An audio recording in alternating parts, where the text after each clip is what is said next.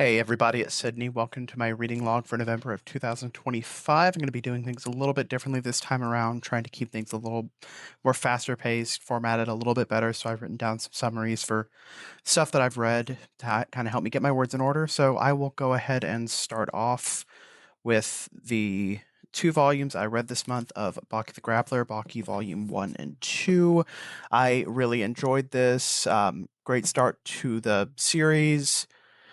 The action was really good, and it was a good, fast paced opening to the character and the characters around him. I really enjoyed it. Ultra gory, super fun.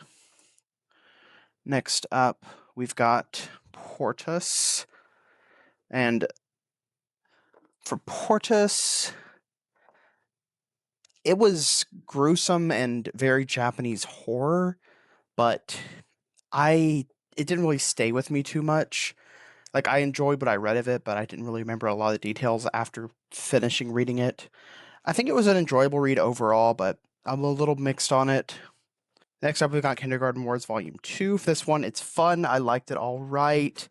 Um, my favorite part was probably the mass rejection and killing of all of the guys that came to assassinate in the school. Like, the usual premise happens.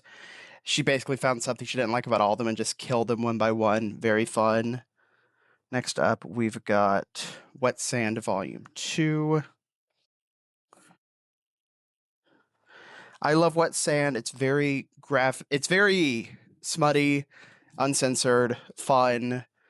I liked how we're getting the main character's relationship, or the main relationship progress going forward on it.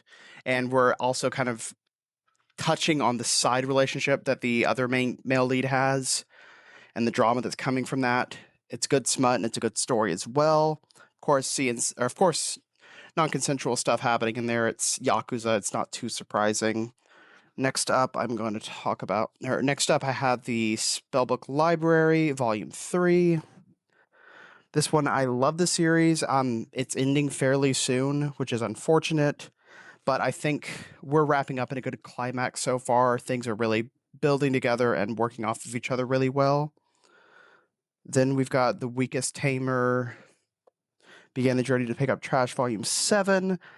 For this one, we're pretty much catching up to where the anime ended off at this point, with a little bit more detail in the manga. So I don't really have too much specific to say about it. I liked it as much as I like the anime, which is next up. We have a condition called Love Volume 15. This one we have them finally reaching their 1 year anniversary, and I do like that both of the characters are still showing that they're not like fully developed yet and they're not fully fixed from their problems. They still have their problems. At the same time, it is a bit annoying that we're kind of retreading the same attachment issues that the main male lead has with the main female lead, but that's just my opinion, of course. Now we've got Night of the Living Cat Volume 6, and in this volume, we wrapped up the invasion of the cats on the base really well. I liked the way it wrapped up. It was very emotional. And then we had this really stupid, fun killing game parody at the end that was just wonderfully dumb. And then we've got Dandadan Volume 15. This one we've got wrapping up the alien invasion and almost immediately jumping into another sort of fight or conflict with this new character, and we're seeming to be introducing somebody else to the cast, just kind of adding to the roster of people with weird powers now. Then we've got Chainsaw Man Volume 19. Can't really talk too much about this one. A lot of crap happened. It was ridiculous, and ridiculous in a good way, of course. It's really hard to predict what Fujimoto does with these stories. I feel like he can just do whatever and get perfectly away with it with no issues. Next, we've got It Takes More Than a Pretty Face to Fall in Love, Volume 3. We had some decent relationship drama in this one, trying to hide the secret about them dating because she doesn't want it to affect how he appears in the social media posts. And I think they handle that drama decently well. There's a little bit of a step back about, are they really going to be dating, or are they going to continue the social media? What's going to happen? It's good. I enjoy it so far. Then we've got BL Game Rebirth, My New Life as a Hero's Younger Brother, Volume 2. This one we actually have like a bit of a turn on the main plot. because we had things established in the first volume that seemed to be going differently this time around. Like he remembers the game, but it turns out this is not the game he thinks it is. I'm being vague on that to not spoil the twist of it. I'm not a huge fan of it. I really kind of wish it stayed with the status quo and didn't twist it so quickly in the second volume. I mean, if they wanted to do something like that, maybe save it for a later volume, but even then, the twist is not something I was a huge fan of. Then we've got Crossplay Level Taku X Punk Volume 13. We are inching ever so closer to the main two characters realizing who each other are and their feelings for each other. We also have a fun cosplay at the event at the end, which was really enjoyable. Next, we've got Rainbows After Storms Volume 6. This one's, of course, really cute, real fun Yuri. They go on a school trip, they have a bit of a fight, which some understandable drama and miscommunication happening between the two of them, but they seem to make up and things seem to be going well for the two. Then we've got Otaku Vampire's Love Bite Volume 5. We're exploring more of Mao's voice actor and how he's going to play a role in the dynamic between these two characters. And there's a bit of a shakeup that happens with I don't remember the name of the male lead, with the male lead and his relationship to vampires. So really interesting what happened in that volume, being vague, of course. Then we've got Marriage Talks in Volume 9, and this one we are wrapping up with a wedding crashing, the beginning of a wedding crashing, and then finishing up that small arc, and then immediately jumping into another small arc after like a chapter break of, I don't want to spoil what that one is because it's like near the end of the volume. I enjoy Marriage Toxin. It's fast paced and the characters are good, and I like how it's developing the relationships. Next, we've got Welcome to Demon School Irmakun, Volume 16. We are wrapping up the Harvest Festival in this volume, about where the anime ended, so I'm excited to see what's going to be coming next because I've just kind of been comparing the anime to the manga so far, and it's been pretty faithful. So nothing has been really like grabbing me. I still really love it because it's Iruma, but nothing's new for me, so it's just kind of like going through the motions. Next, we've got Yaiba Samurai Legend Volume 2. I wasn't too great of a fan on this volume. It was very Monster of the Week. I did appreciate that Yaiba was having some growth in his skill set that was necessitated by the plot. That was cool to see. Aside from that, I'm just not really a huge fan of Yaiba. Then we've got Boruto 2 Blue Vortex Volume 3. There was a big revelation that happened in this volume that I also wasn't a huge fan of. I kind of get why they did it. At the same time, it feels a bit contrived, which is unfortunate because I really like Boruto, but I'm going to stick with it and see if my opinions change on that. Then we've got Tamon's B-Side Volume 9. We get some backstory on Tamon back when he was in high school, and we get to meet his brother and find out how similar they are to each other in appearances and how they interact with each other, that sort of thing. Just building on Tamon's character. It was really enjoyable. Then we've got The Fragrant Flower Blooms with Dignity Volume 9. Now, the cover is a bit of a spoiler here. He does dye his hair, which made me sad because I love how he looked with blonde hair, but it makes sense why he did it. Um, they're trying to resolve a conflict with her, Karuka's friends at her school, seeing that she was hanging out with a guy from the delinquent school, what they perceive as a delinquent school. So he was trying to prove to them that he is a good person and that I don't know if he specifically said that's why he did it or if he was just trying to prove that he can change and he can adapt to better fit. I don't remember the specifics of it. I feel like I might be getting things mixed up, but I really enjoyed it and I love Fragrant Flowers so far. Then we've got Dashing Zaddy and his Icy Protege, Volume 3. They are starting to live together due to work circumstances. And we have a outing with them that's really cute and had a really adorable ending to the outing that really seems to be establishing these two as a couple very soon here. Next, we've got March Comes in Like a Lion, Volume 4. This volume focused a lot on an older shogi player and how we get to see the main character reflect on the way that the older shogi player is dealing with his inadequacies and going through life, and we kind of get to see how that is going to affect the main character's growth. I did really enjoy this. I like seeing a glimpse into somebody who's completely different than the main character. Next, I have both of these out just because I got both of them. Of course, I only read one because they're the same contents within. That's the Nana 25th Anniversary Edition. I really liked how we spent a while setting up each of the individual nanas before we ended up with them meeting each other and their network of friends kind of getting interconnected and fate causing the two nanas to become connected. And I'm really enjoying and looking forward to seeing what's going to happen next with their relationship, how their friendship's going to further. Then we've got Tolga Oni, Volume 7. We finally got off the moon. Everybody's meeting back up together, and we are getting some mystery set up at like the very end here, but at the beginning, toward the middle, is a lot of just introducing this new god that's not he's not a new god to the story. And we get the main character basically just having to go through like this duel with that god due to certain circumstances. It was really interesting and I enjoyed that. Next, we've got The Summer Hikaru Died, Volume 6.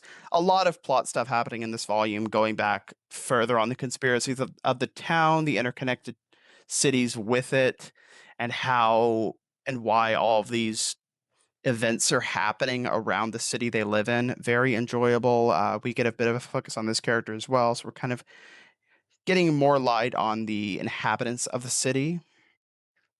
Then we've got Nights with a Cat, Volume 6. I don't really have anything to say about this, even after reviewing it before the video. It's cute cat antics.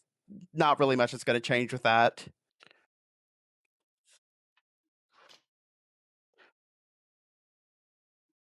Next up, we've got Smell by Nagabe, the smuttiest, non-explicit smut I've read. Very cute and wholesome with their relationship with each other while also being very horny. Essentially, both of them find out they like smelling each other and they like scents arouse them. They never show any genitalia or even like, I guess butthole. I guess you would say butthole's genitalia. They don't show any of that. They just show them doing the actions. So it looks really, really smutty, but technically nothing explicit is shown. I really enjoyed this. Nagabe has great furry romances. Then we've got Hirayasumi Volume 6, and this is also just continuing the character relationships development between the main character, his sister, and his friend, along with a couple tertiary characters and relationships as well. They're starting to film a movie together, and we're seeing how it affects the girl or the cousin who lives in the household. I said sister earlier. I think it's cousin. I enjoyed this. Hirayasumi is always a nice laid-back read. Then we've got If the Villainess and Villain Met and Fell in Love, She Was All But Disowned for Her Spirit Contract, but she's still competing with her rival, Volume 4. This one, we are exploring more about who her spirit is and learning more about, in general, why her spirit presented itself the way it did. We also get to meet part of his family. She confuses his, I think, cousin for a younger version of him, which is silly. I will say the thing about the spirit that happens, it's not like super unpredictable, but it's still enjoyable, and I like seeing that and learning more about the spirits in general. Then we've got Go For It Nakamura-kun Volume 1. This was extremely cute. Basically just a gay guy having what he perceives as an unrequited crush and just really, really wanting to just admit his feelings to him, but feeling like he is not going to be able to have them reciprocate it. It's very cute. I really enjoyed that. Then we've got Grandmaster of Demonic Cultivation, Volume 11. Really feels like things are starting to wrap up here. We are finishing up things in the flashback and starting to connect them to the present, finding out about who cursed who, why they were cursed, all sorts of things. Can't be specific with it. That's going to be spoilers. Then we've got Dangerous Convenience Store, Volume 6. We're also starting to come to a close with their relationship. They've gotten past a big hurdle that happened and are seemingly starting to get really close again. And I do like that the drama between the two of them, both sides, feels very warranted. Next, we've got Moan by Ujuji Ito, another short story collection. I enjoyed these stories. Good horror. My only gripe is that the titular Moan short story in this did feel a little bit predictable, but it was also very well done, and I really enjoyed it and kept reading it. Thought the presentation was well done as well, so I enjoyed that one decently well. Then we've got Steel Ball Run Volume 7. JoJo's Bizarre Adventure Part 7, Steel Ball Run Volume 3. This volume we're continuing the race, of course, with a very homoerotic, posing on the back here as they hold a ball between the two of them. This one, they are... That's right. They're finishing... They had the Porcupine Hat Kid fight at the beginning of this volume. It was basically like the first half of the entire volume, finishing off with finally learning more things about Diego's stand. Scary Monsters, I think is what it's called. It's a really weird stand that's kind of hard to explain. And we're getting some more hints about what they're actually doing in this race and what everybody's trying to collect. Some more hints about President Valentine, who is going to play a big role in the series. Very enjoyable. JoJo's always a really interesting read. Next, we've got Under the Oak Tree, Volume 2. I did really like how in this volume we have the main female lead really figuring out that she has worth and finding a place and finding even more to do than just typical duties of somebody who's taking care of a castle, like finding out she's able to contribute to this magic device, contribute to studies, contribute with like basic mathematics to help the sorcerer get through his task quicker. And of course, their relationship's also very sweet. Even if he is a little bit explosive, not towards her, he's always very defensive and very just... Well, he wants to defend her. He's not defensive. He's basically just an overprotective, quick to violence person, which doesn't sound great. I can't phrase that well. He's a little bit of a toxic person, but it's cute because it's fantasy and I really like it. The art's also very pretty. Love these full color manhwa. Not exactly a great page to open up to. Hold on. Let me get some that actually has some... That's good. Some good drawings. Not really any landscapes that I'm looking at. That's pretty good. Under the Oak Tree is really good so far. And the last thing I read in November was Vinland Saga Deluxe Volume 8. We are finishing up things with the Hyonin Vikings in this volume, and we are finally beginning our trip to Vinland, which is coming right at the very end of this series, so I'm not sure what they're going to do, if they're going to... how they're going to wrap things up, because I know it ended at like 29 volumes, I think, and this is going to mark... I am so bad at math. 24 volumes?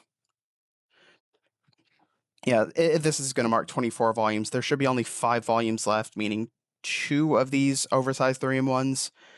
We also had some hints at a future duel that might be happening that might play into the ending of the series. I don't know. I'm not sure if it's even going to happen or if it's just something that they said they'd eventually might do when they see each other next. I don't know if the author is going to have them see each other again before either of them die.